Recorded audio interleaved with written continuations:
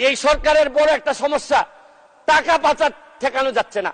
আপনি দুর্নীতি করলে তো অর্থনীতিতে নিয়ে আসা যায়, টাকা পাচার হয়ে গেলে যে দেশে যায় এই দেশের অর্থনীতির বাজেট হয়ে যায়।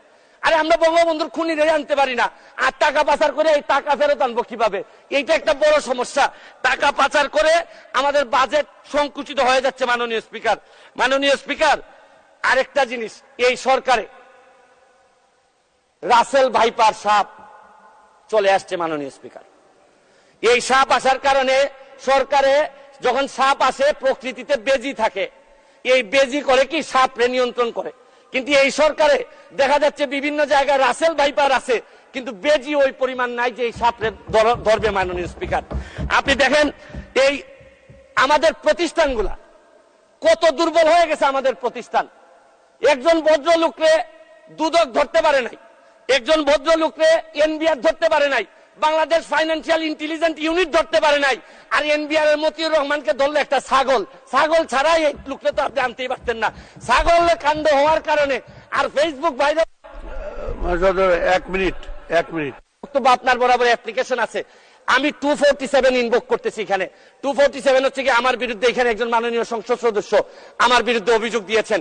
আমার আত্মপক্ষ সমর্থনের সুযোগ দেওয়ার জন্য, আমি সময় দেওয়ার জন্য আপনার কাছে দাবি জানাচ্ছি। মাননীয় স্পিকার, এখন আসেন আপনারা বেনজির কাণ্ড, মাননীয় সাবেক আইজিপি উনি এত বড় হয়ে গেলেন, মন্ত্রণালয় জানলো না, মাননীয় স্বরাষ্ট্রমন্ত্রী জানলেন না।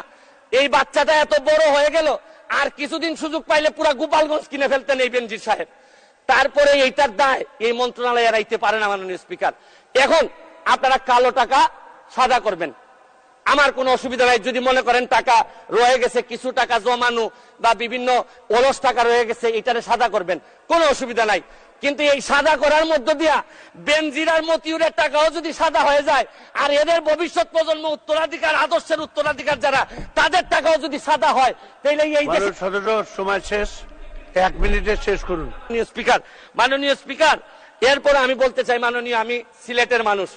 আমার সিলেটে আমি যখন বক্তব্য রাখতেছি লক্ষ লক্ষ মানুষ পানিবন্দী। আমি আপনার মাধ্যমে মাননীয় প্রধানমন্ত্রীর কাছে দাবি রাখতে চাই, একটা হাইড্রোলজিক্যাল একটা রিসার্চ করেন।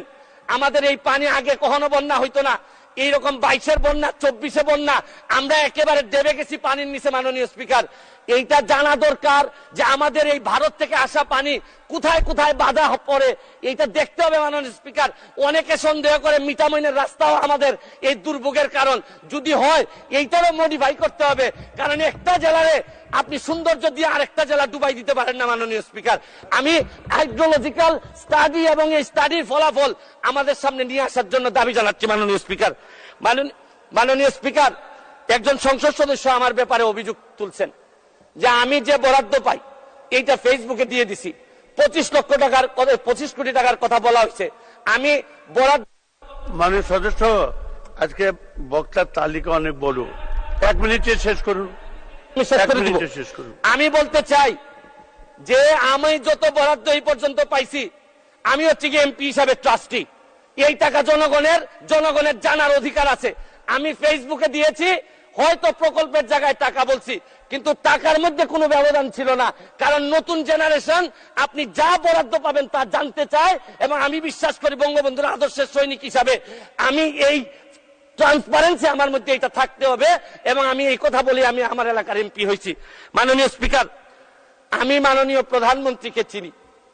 আমার একটা বিশ্বাস, সব দুর্যোগের মধ্যেও উনি আমাদেরকে পার করাবেন। কারণ আমাদের মাননীয় প্রধানমন্ত্রী বঙ্গবন্ধু কন্যা, উনি এমন এক পাখি যিনি ডালের উপর বসেন ঠিকই, কিন্তু তার ভরসা ডালের উপর না, তার ভরসা পাখার উপর। কারণ বিশ্ব ব্যাংকও ভাবছিল যে ডাল ভেঙে উনি পড়ে যাবেন, পদ্মা সেতু বানাইতে পারবেন না, কিন্তু ঠিকই ডাল ভাঙার কারণে পড়েন নাই, নিজের পাখা দিয়ে ঠিকই বিশ্ব ব্যাংকে